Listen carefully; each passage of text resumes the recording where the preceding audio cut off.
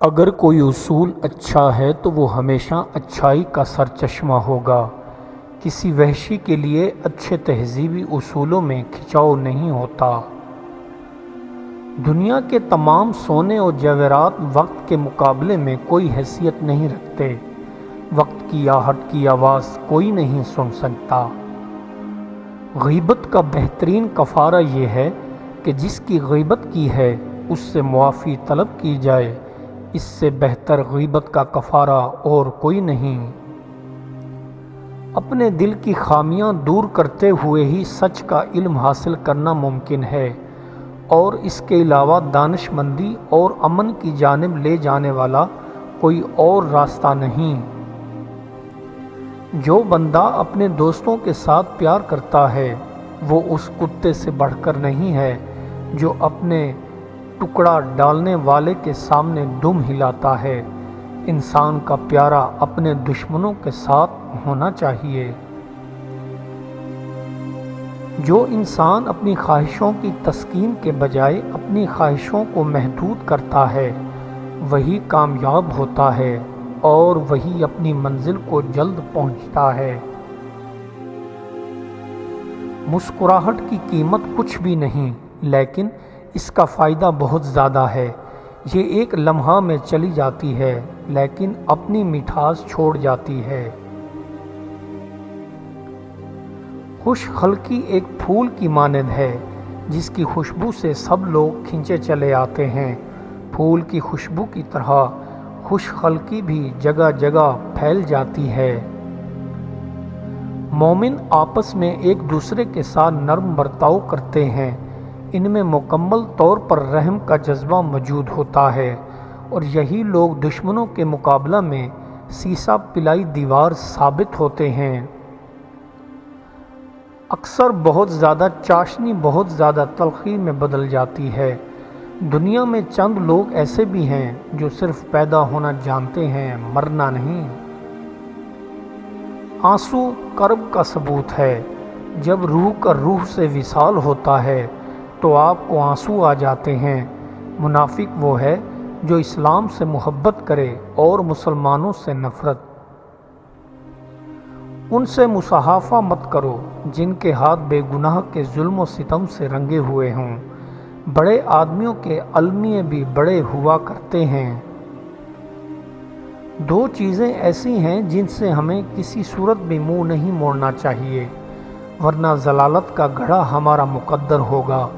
ایک عاجزی اور دوسرا دوسروں کی مدد کرنا اور مہربانی کرنا۔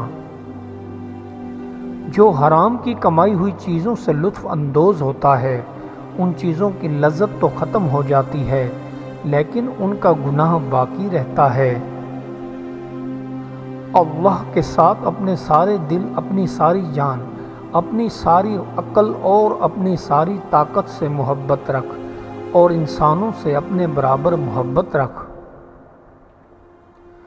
بعض اوقات یہ بھی دیکھا گیا ہے کہ کوئی بہت بڑا سانحہ گزر گیا مگر کسی شخص کی آنکھوں ہلکی سی نمی نہ آئی۔ اس کا یہ مطلب ہرگز نہیں کہ حد درجے کا سخت اور پتھر دل ہے، کیونکہ ہو سکتا ہے اس نے صبر کا دامن تھام لیا ہو۔ انسان اعمال میں آزاد تو ہے لیکن اس کی آزادی لامحدود نہیں، اس لیے کہ اس کے اختیار میں کچھ شائبہ صبر بھی ہے۔ صبر اختیار کر، اگرچہ صبر تکلیف دہ ہے لیکن اس کا پھل نہایت ہی شیریں اور میٹھا ہے۔ جب انسان اللہ کی مرضی کے مطابق زندگی بسر کرنے لگتا ہے تو اس کے اندر ایک خاصیت جنم لے لیتی ہے کہ وہ دشمنوں کو بھی دوست بنا لیتا ہے۔ خبردار، نیکی والے کام کبھی کسی کو دکھانے کے لیے مت کرو، ورنہ ثواب سے ہاتھ دھو بیٹھو گے اور اللہ کی خوشنودی حاصل نہ کر پاؤ گے۔ امید ایک مسرور کن کیفیت کا نام ہے جو قتلی کو اس وقت بھی گنگنانے پر مجبور کرتی ہے جو کھولتا ہوا پانی اس کی ناک تک آ گیا ہو۔ وہ بندہ جو اپنی جوانی میں سیکھنے کے عمل سے گریز کرتا ہے وہ نہ صرف اپنی ماضی گنوا دیتا ہے بلکہ اپنے مستقبل کو بھی تباہ کر دیتا ہے۔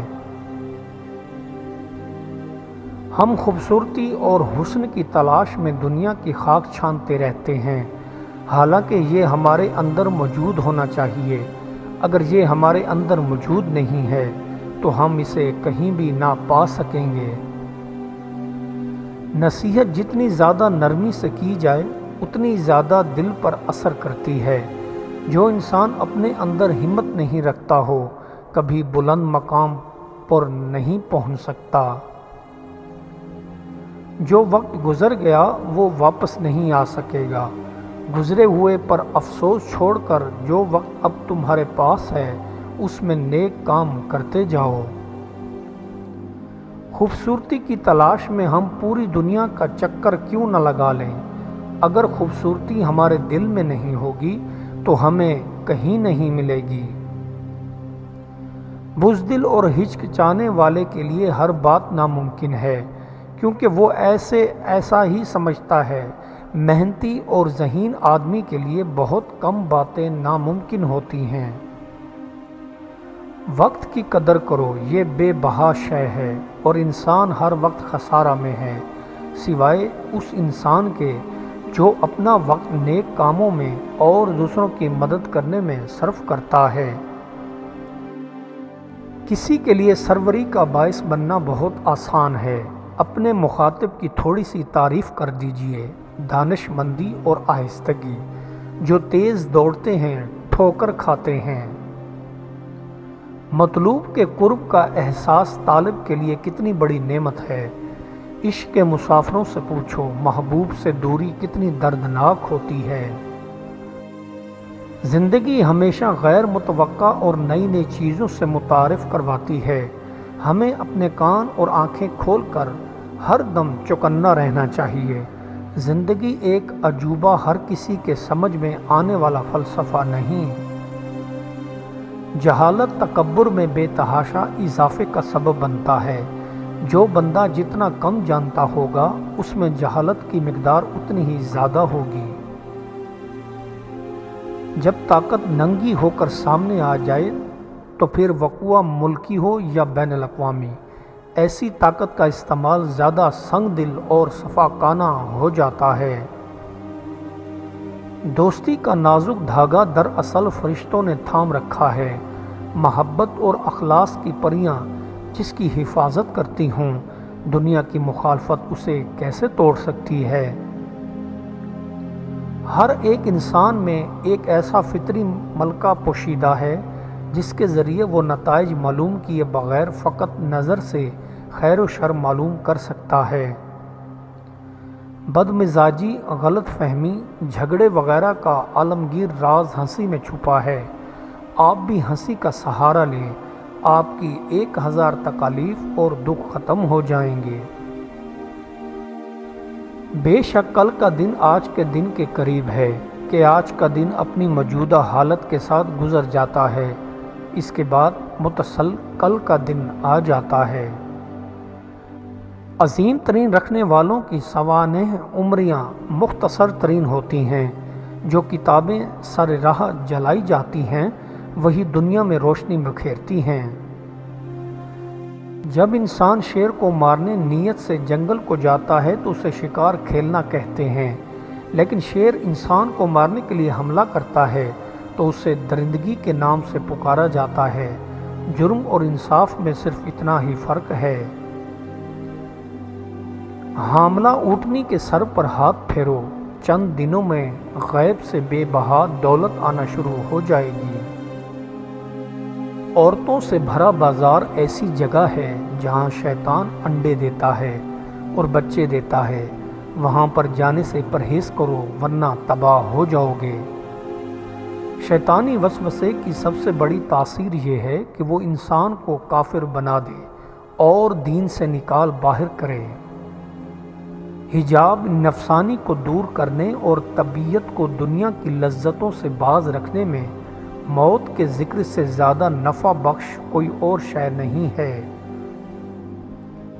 والدین کے چہروں پر محبت سے نظر کرنا بھی خدا کی خوشنودی کا موجب ہے۔ انسان کا سب سے بڑا دشمن صرف اور صرف اس کا پیٹ ہوتا ہے۔